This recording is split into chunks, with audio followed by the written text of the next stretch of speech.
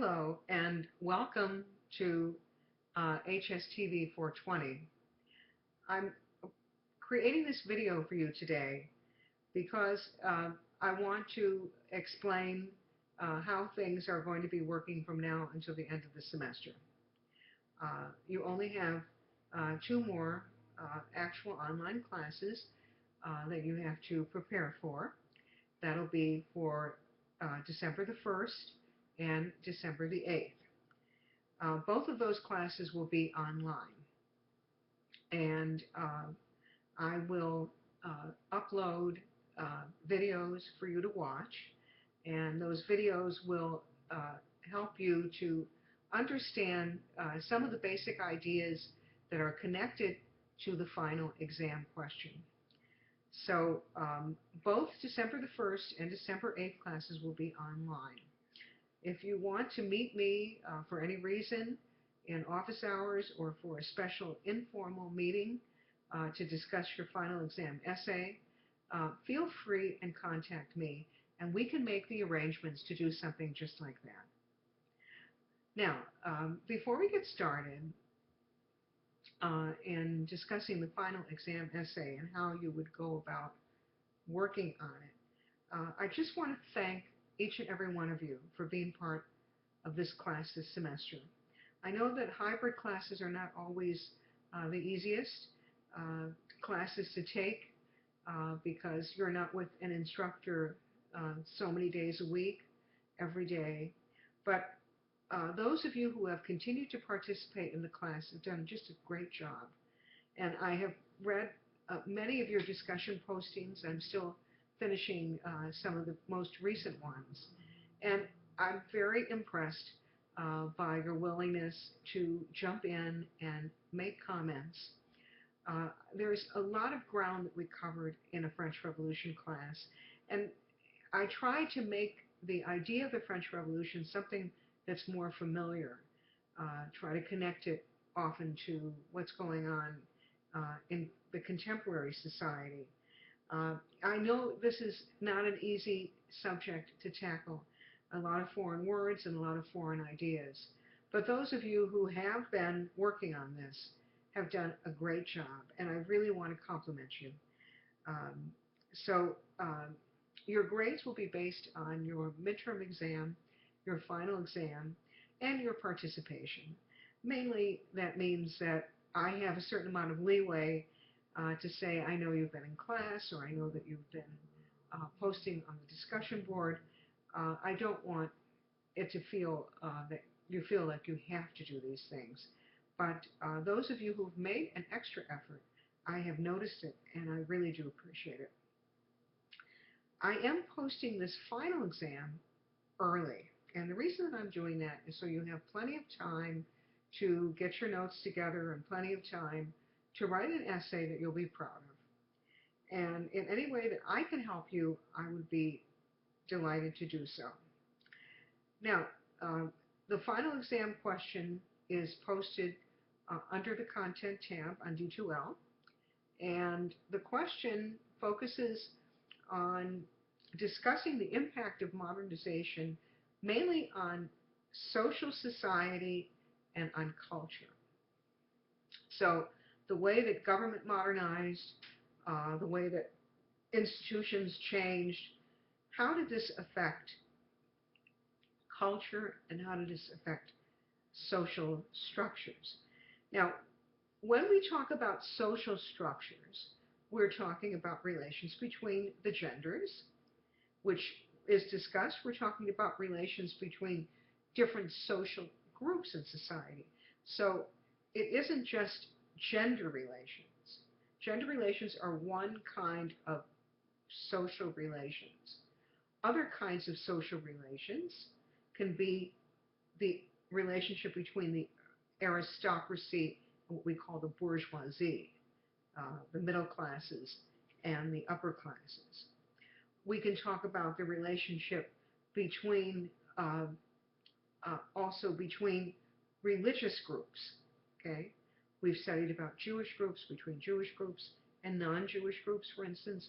Between we can also talk about how the Catholic uh, clergy, uh, how that changed as a result. That's a social group. How the Catholic Church clergy changed as a result of the changes from the Ancien Regime to all the way to Napoleon.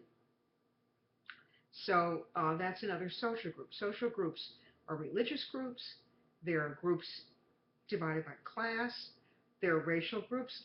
You have, uh, I didn't do a lecture on this, I apologize, but you do have in the McPhee book, you have a number of articles that if you choose to draw on them, if you don't want to draw on the ones that we've read for class, there are some excellent articles on slave revolts and how the French Revolution um, reconceptualized human rights and and slaves as a social group. So these are all social groups, classes, women, religious groups. When I say social structure, we mean social groups. Now, when I talk about cultural ideas, that question also asks you to talk about cultural ideas. That means they can be ideas about the various social groups. Uh, they can be ideas about revolution. They can be ideas about law. Professor Jonathan Israel's lecture is excellent to understand these ideas, how they uh, end up in the about human rights. They can be ideas that enter the public sphere. I'll be giving you a lecture on the bourgeois public sphere, and I'll be giving you more lectures on women in the French Revolution that you can draw on. So this second essay is focused on social groups and ideas. It's not focused on politics. Your previous essay was more focused on political aspects. But still, you're going to combine the changes, but you're not going to focus on those changes. You'll focus on the impact of the changes on culture and society. And I think it would be fun to write. I really do. I want you to, integrate the things that you learned and show me what you found to be the most interesting in your readings. Um, I do ask you at the beginning of the essay to state your thesis and, if you can, underline your thesis. I don't do that so much for me, I do that for you. If you can really look at your thesis and really get a good sense of that thesis as a good thesis, and that each paragraph that you're writing speaks to that thesis.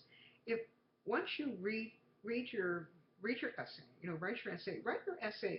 write it large, write it big. You know, watch a video, take notes, then just write down everything that you saw in that video that you thought was interesting. Write it down on a Word document or write it down on paper, whatever you want to do. Then read um, something in McPhee or Schusterman or whatever. Take notes, put that on.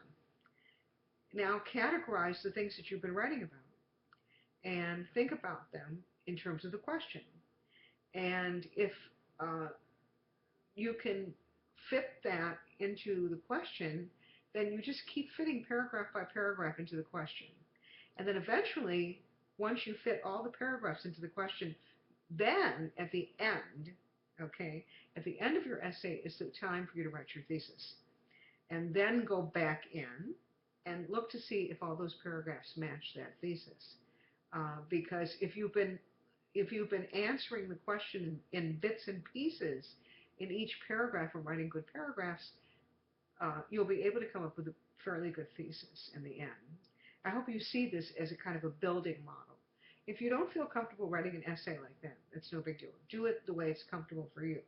Um, that I think a lot of students get frustrated because they don't know where to begin. And where to begin is just where you are.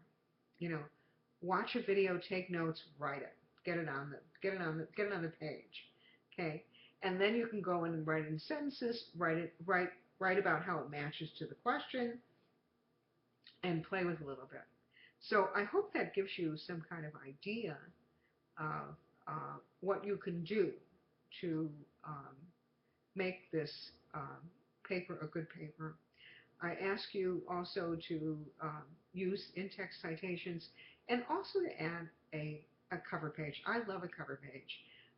Think of a nice title that might encapsulate what you're thinking about, and um, and that's going to be your final presentation to me. And you have now until the middle of December to work on this, so that's a good deal of time. And uh, so just keep me informed as to what you're doing, and if you need help, I'm here for you. Okay, I'm going to say bye for now. Okay, bye-bye.